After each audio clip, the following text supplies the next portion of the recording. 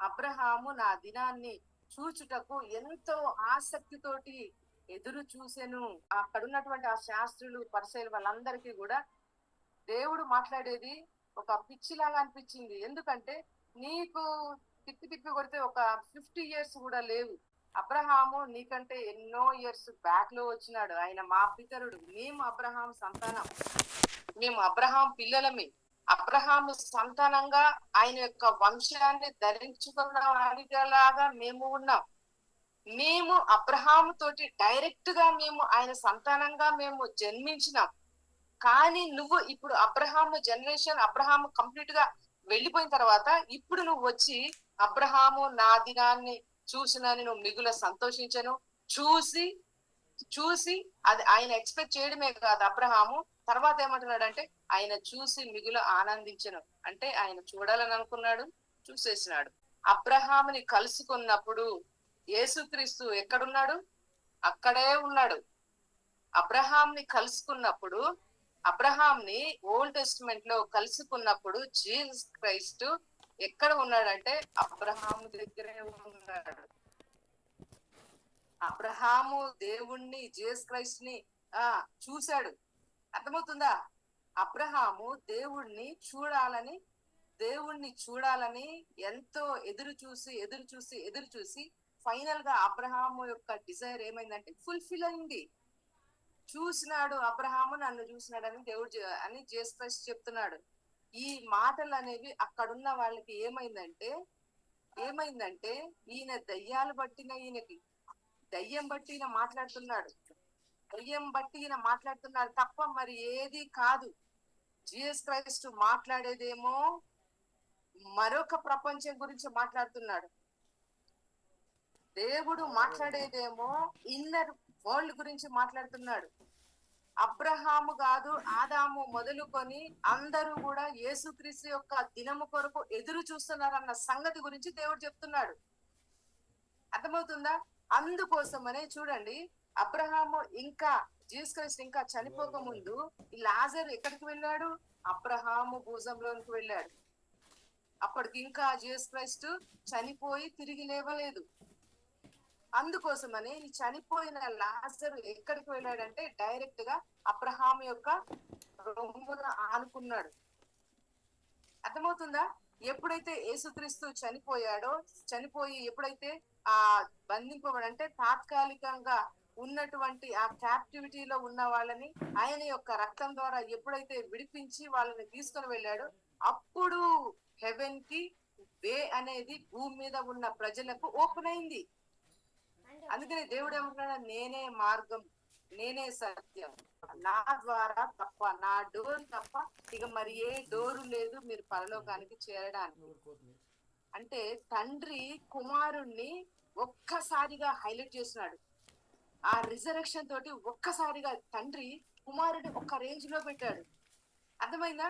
ఆ డెత్ అనేది, ఆ పవర్ అనేది ఆ కుమారునికి ఏ విధంగా మార్చబడిందంటే అన్ని నామాల కంటే భూమి మీద, భూమి కింద, భూమి పైన ప్రతిది కూడా ఆయన నామాన్ని ఒప్పుకుంటారు, ఆయన నామాల్లో మోకాళ్ళు ఉంచుతారు. అంటే ఇక వేరే ఏ నామము, ఏ నేమ్ కూడా లేదు. ఆయన నేమ్ తప్ప హెవెన్ కి వేరే మార్గం అనేది లేదు, వేరే డోర్ అనేది లేదు, వేరే నేమ్ అనేది లేదు. హెవెన్ కి పోవాలంటే కేవలం జీసస్ క్రైస్ట్ ని ఆయన యొక్క రక్షకుడుగా యాక్సెప్ట్ చేసినప్పుడు మాత్రమే. అంటే నీకు డోర్ అనేది ఆయన ద్వారా తప్ప హెవెన్ కి మరి ఏ ద్వారం ద్వారా నీకు ఓపెన్ అవ్వదు. అంటే అంత హైట్స్ లో దేవుడు తన యొక్క కుమారుణ్ణి హెచ్చించాడు.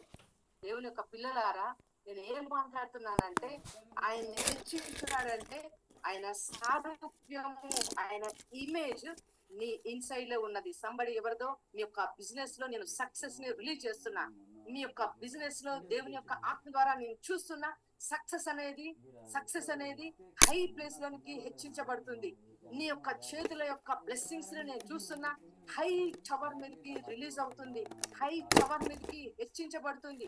యేసు నామములో దేవుడు నిన్ను కుమారుని ఏ విధంగా ఒక్కసారిగా హెచ్చించాడు, ఒక్క డెత్ ద్వారా అన్నిటిని క్యాన్సిల్ చేసి ఆయన యొక్క నేమ్ ని ఏ విధంగా హెచ్చించాడు, దేవుని యొక్క ఆత్మ ద్వారా నీ యొక్క లైఫ్ లో ప్రతి ప్లేస్ ను కూడా ఆయన పరిశుద్ధాత్మ అభిషేకం తోటి నిన్ను హెచ్చిస్తున్నాడు.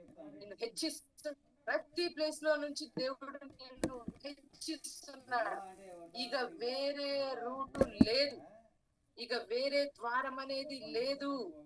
దేవుని యొక్క స్పిరిచువల్ బ్లెస్సింగ్స్ అనేవి, ఫైనాన్షియల్ బ్లెస్సింగ్స్ అనేవి దేవుని యొక్క ఆత్మ ద్వారా పొందుకోవాలంటే ఇతరులకు నీ యొక్క బ్లెస్సింగ్స్ ద్వారా నువ్వు డోర్ ని ఓపెన్ చేస్తున్నావు, ఒక వేని ఓపెన్ చేస్తున్నావు, ఒక మార్గాన్ని నువ్వు తెరుస్తున్నావు. నీ యొక్క మార్గం ద్వారా క్రీస్తు యొక్క ఆ యొక్క పరిశుద్ధమైన ప్లేసెస్ లోనికి టచ్ అవుతున్నారు. ఫైనాన్షియల్ బ్లెస్సింగ్స్ అనేవి యేసు నామములో నేను హై ప్లేస్ లో ఉండేటట్లు నేను డిక్లేర్ చేస్తున్నా.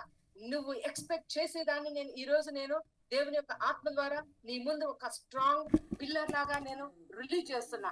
నువ్వు ఏదైతే ఎక్కడ ఏ విధంగా ఉండాలని నువ్వు ఒక పిక్చర్ ని చేసుకున్నావో, ఒక పిక్చర్ ని డ్రా చేసుకున్నారో, ఒక బ్లెస్సింగ్ కోసం నువ్వు ఎక్స్పెక్ట్ చేస్తున్నావో, నేను సేమ్ ఇమేజ్ ని నీ లోపల నేను రిలీజ్ చేస్తున్నా. అదే ఇమేజ్ ని ముందు ఫిజికల్ బాడీ లాగా అపియర్ అయ్యేటట్లు ఆజ్ఞాపిస్తున్నా. హల్లెలూయా. పవర్ఫుల్ గా నువ్వు బ్లెస్ అవుతున్నావు. గ్రేషియస్ గాడ్, గ్రేట్ వెల్ దేవుడు నిన్ను బ్లెస్ చేస్తున్నాడు. ఒక ఫోర్స్ కాదు, 3 ఫోర్సెస్, 3 పవర్ఫుల్ ఎబిలిటీస్, 3 ఫోర్సెస్ కలిసి నువ్వు ట్రాన్స్ఫార్మ్ అయ్యావు, నువ్వు క్రియేట్ చేయబడ్డావు. దేవుని యొక్క ఎబిలిటీ నా పిల్లలారా, ఆయన యొక్క పవర్ నీ ఇన్సైడ్ లోంచి ఒక్కసారిగా ఎట్లా రిలీజ్ అవుతుందో తెలుసా? ట్రినిటీ పవర్ తోటి రిలీజ్ అవుతుంది, ట్రినిటీ గ్లోరీ తోటి రిలీజ్ అవుతుంది, ట్రినిటీ బ్రేక్ త్రూ తోటి రిలీజ్ అవుతుంది. అందుకోసమనే నీ ముందు ఏది నిలబడి ఉండలేదు, నీ ముందు ఏది నిలబడి ఉండలేదు. నీకు వ్యతిరేకంగా రూపొందించిన ఏ ఆయుధము వర్ధిల్లదు. నీ ఫిజికల్ ఐస్ తోటి ఉన్న వాటిని దేవుడు ఎప్పుడు కూడా లక్ష్య పెట్టాడు. నీ ఫిజికల్ రీజన్స్ ని దేవుడు ఎప్పుడు కూడా లక్ష్య పెట్టాడు. అవన్నీ ఇగ్నోర్ చేసినాడు. సేమ్ నువ్వు కూడా వాటిని ఇగ్నోర్ చేసేసాయి. నీ బిగ్ రీజన్స్ అన్ని ఇగ్నోర్ అయిపోయేటట్లు నేను ఆజ్ఞాపిస్తున్నా. సంబడి అభిషేకం పవర్ఫుల్ గా మీ లోపలికి రిలీజ్ అవుతుంది. సంబడి ఎవరో రిసీవ్ చేసుకుంటున్నారు దేవుని యొక్క పవర్ఫుల్ అనాయింటింగ్, పవర్ఫుల్ అనాయింటింగ్. దేవుని యొక్క ఆత్మ ద్వారా అభిషేకం నీ ఇన్సైడ్ లోకి ఫ్లో అవుతుంది. ఒక సిస్టర్ ని చూస్తున్నా, స్పిరిచువల్ ఆ డిజైర్స్ అనేవి నేను చూస్తున్నా ఒక రేంజ్ లో ఉన్నాయి.